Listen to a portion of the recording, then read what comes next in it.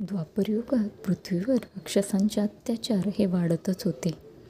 तेव्हा पृथ्वीमातेने गायीचे रूप धारण केले आणि ती ब्रह्मा आणि विष्णू या दोघांकडे जाते आणि ब्रह्मा विष्णूला पृथ्वीवर राक्षसांकडून होत असलेल्या अन्याय अत्याचारविषयी सांगू लागते. तेव्हा ब्रह्मा हे विष्णूंना सांगतात, हे प्रभू, पृथ्वीचे रक्षण करण्यासाठी आपला 8वा अवतार धारण करण्याची वेळ आता आली आहे. तेव्हा विष्णू म्हणतात, ठीक आहे, ब्रह्मदेव पृथ्वीचा उद्धार करण्यासाठी आणि राक्षसांपासून तिचे रक्षण करण्यासाठी मी मानव रूपात जन्म घेईन. भोजवंशी राजा उग्रसेन हे मथुरेचे राजा होते. त्यांच्या मुलाचे नाव कंस असे होते. कंस हा जनतेवर, लोकांवर खूप अन्याय अत्याचार करायचा. त्याच्या ह्या क्रूर स्वभावामुळे त्याने त्याचे वडील उग्रसेन यांना सुद्धा बंदी बनवून कारागृहात डांबून ठेवले होते.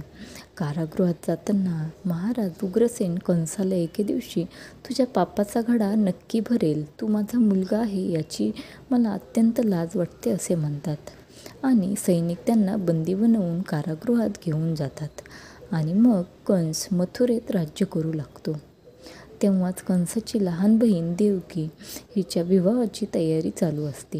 देवकी ही मथुरेचे राजा उग्रसेन यांचे बंधू देवक यांची छोटी कन्या होती. तेव्हा कंस देवकीकडे जातो आणि म्हणतो, लाडकी बहीण देवकी, उद्या तुझे लग्न होणार आहे आणि तू कायमची इथून निघून जाशील. तुझ्याविना हा राजमहल खूप खाली खाली वाटेल. तेव्हा देवकी देखील म्हणते की बंधू, मला सुद्धा तुझी खूप आठवण येईल.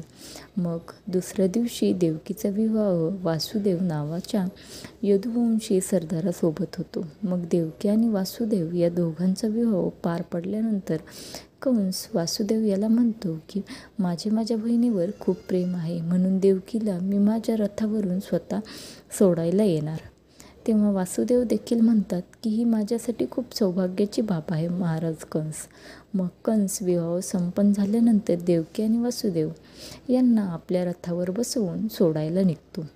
देवकीच्या वडिलांनी तिला सोबत भरपूर धन, धान्य, दागिने दिलेले असतात. कंस देवकी आणि वासुदेव यांच्यासोबत गप्पा मारत रथावरून जात असतो. तेवढ्यात एक आकाशवाणी होते आणि ती कंसच्या कानावर पडते. हे कंस, ज्या देवकीला तू मोठ्या प्रेम आणि आदराने तिच्या सासरी सोडण्यासाठी घेऊन जात आहे, ती तुझ्या मृत्यूचे कारण बनणार आहे. कारण देवकीच्या गर्भातून जन्म घेतलेला 8वा मुलगाच तुझा वध करणार आहे. ही अशी आकाशवाणी ऐकून कंस खूप विचलित होऊन जातो. मग तो ठरवतो की मी वासुदेवचीच हत्या करून टाकतो, जेणेकरून तिला देवकीच्या गर्भातून जन्मलेल्या पुत्रापासून मृत्यूचे कुठलेच भयच राहणार नाही. कंस वासुदेव याला मारायला लागतो, पण देवकी त्याच्या विनवण्या करते आणि सांगते, कंस, माझ्या नवऱ्याला मारू नको. मी तुला वचन देते, माझ्या गर्भातून जे बाळ जन्माला येईल ते मी स्वतः तुझ्या स्वाधीन करून टाकेन, पण माझ्या पतीस मारू नको. मग देवकीची गयावया बघून आणि दिलेले आश्वासन बघून कंस वासुदेव याला मारत नाही, पण देवकी आणि वासुदेव या दोघांना मथुरेच्या महालात एका कोठडीत बंदी करून ठेवतो. यावर वासुदेव म्हणतो, कंस, देवकी तुझी बहीण आहे, तिच्यासोबत असे वागू नको. तुला हवे तर मला बंदी बनव. पण कंस दोघांची काहीही न ऐकता दोघांना मथुरेत कारागृहात बंदी करून ठेवतो. देवकी आणि वासुदेव हे दोघेही खूप दुःखी असतात. व्यथित झालेली देवकी वासुदेवाला म्हणते, स्वामी, माझ्यामुळे आज तुम्हाला ह्या कारागृहात बंदी बनून राहावे लागत आहे. मीच तुमच्या जीवनातील आलेल्या सर्व दुःख आणि संकटांचे कारण आहे. यावर वासुदेव म्हणतात, असे अजिबात म्हणू नकोस. तुझ्यासारखी पत्नी मला मिळाली हे माझे भाग्य आहे. तू मला पत्नी म्हणून लाभली याकरता मी मनापासून अत्यंत प्रसन्न आहे. एक दिवस असा नक्की येईल जेव्हा आपली इथून सुटका होईल आणि कंसच्या पापाचा घडा भरेल. यावर देवकी म्हणते, कंस माझ्या गर्भातून जन्मलेल्या सर्व मुलांचा वध करेल. अशा परिस्थितीत आपण करायचं काय? कंस हा सतत वासुदेव आणि देवकी यांचा छळ करायचा, त्यांना धमकवायचा. देवकी ज्या पुत्राला जन्म द्यायची त्याला देवकीकडून हिसकावून घ्यायचा आणि तिच्या डोळ्यादेखत तिच्या बाळाला मारून टाकत होता. दुराचारी कंसने एक एक करत देवकीच्या एकूण 7 पुत्रांचा तिच्या डोळ्यादेखत मारून टाकले. वासुदेव आणि देवकी देवाला प्रार्थना करत होती, कंसच्या अत्याचारातून बाहेर पडण्यासाठी आम्हाला मार्ग दाखव, आमचे याच्यापासून रक्षण कर. मग काही कालांतराने देवकीच्या 8व्या पुत्राच्या जन्माची वेळ येते. म्हणून कंस कारागृहात देवकी आणि वासुदेव यांच्यावर पहारेकऱ्यांना सांगून कडक लक्ष ठेवू लागतो. देवकी आणि वासुदेव हे कंसच्या कारागृहात कैद आहेत ही बातमी नंद गावातील वासुदेव यांचे मित्र नंदराजा यांच्या देखील कानी पडते. मग देवकीच्या 8व्या पुत्राचा जन्माच्या वेळी जवळ आलेली असते आणि दुसरीकडे नंदराजाची पत्नी यशोदा ही देखील गर्भवती असते. राजा नंद देवकीच्या 8व्या पुत्राला कंसाच्या तावडीतून कसे वाचवायचे हाच विचार करत असतात.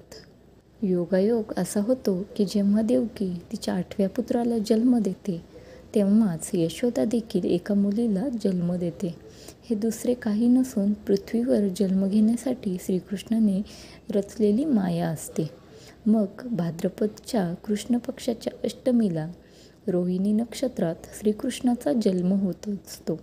श्रीकृष्णाने जन्म घेताच देवकी आणि वासुदेव कैद असलेल्या कारागृहात एक दिव्य प्रकाश निर्माण होतो आणि वासुदेव यांच्यासमोर साक्षात भगवान विष्णू अवतरतात आणि वासुदेवला सांगतात, हे वासुदेव, मी एक बालकाचा जन्म घेऊन देवकीच्या गर्भातून जन्म घेतला आहे. दुष्ट आणि पापी कंसाचा संहार करण्यासाठी मी हा जन्म घेत आहे. म्हणून कुठलाही विलंब न करता तू मला नंदकडे गोकुळात पोहोचव आणि नंदकडे जन्मलेली कन्या सोबत आणून कंसच्या स्वाधीन करून दे. असे म्हणताच विष्णू अंतर्धान पावतात. मग अचानक वासुदेवच्या हातातील बेड्या आपोआप सुटतात. कारागृहातील दरवाजे त्याच्यासाठी उघडे होतात आणि सर्व पहारेकरी गाढ निद्रेत जाऊ लागतात आणि देवकी बेशुद्ध अवस्थेत पडलेली असते. मग वासुदेव त्या जन्मलेल्या बाळाला एका टोपलीत ठेवतात आणि डोक्यावर टोपली ठेवून भर पावसात वादळ चालू असताना निघतात. यमुनेला श्रीकृष्णाच्या चरणांचा स्पर्श करायचे असते म्हणून यमुनेचे पाणी वर येऊ लागते. म्हणून वासुदेव बाळाला कसे घेऊन जायचे याबाबत खूप चिंतित असतात. पण श्रीकृष्णाच्या चरणांचा स्पर्श झाल्यानंतर यमुना आपले पाणी खाली आणते. कृष्णांची ही सर्व आघात लीला वासुदेव आपल्या डोळ्यांनी बघत असतात.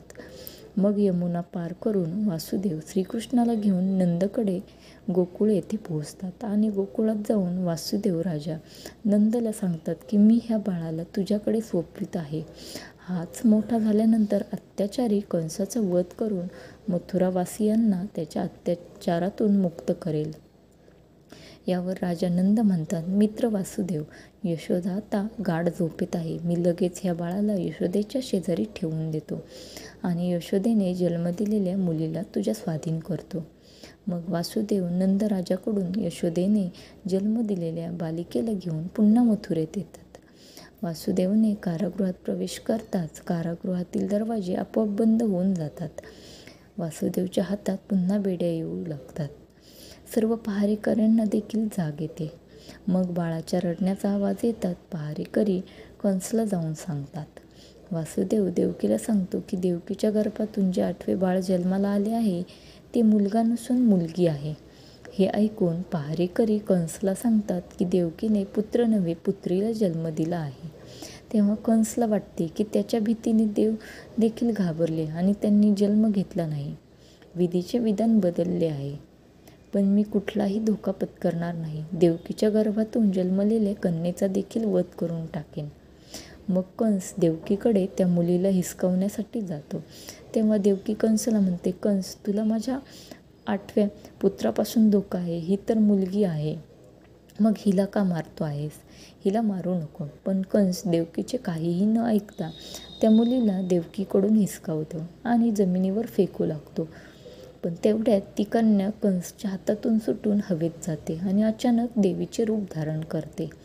देवी त्याला म्हणते, कंस, मला मारून तुला काय लाभ होणार आहे? तुला मारणारा तर ह्या पृथ्वीवर जन्म घेऊन आलेला आहे आणि तो गोकुळात राजा नंद आणि यशोदेकडे पोहोचला आहे. एवढे बोलून देवी अंतर्धान पावते. हे ऐकून कंस खूप चिडतो मग कृष्णाला मारण्यासाठी कंस अनेक राक्षसांना गोकुळात पाठवतो, पण कृष्ण सर्व राक्षसांचा अंत करून टाकतो. आणि मग मोठा झाल्यानंतर मथुरेत येऊन कंसाचा वध करून तो राजा उग्रसेन, वासुदेव, देवकी, मथुरेतली जनता यांची कंसाच्या तावडीतून कायमची सुटका करतो.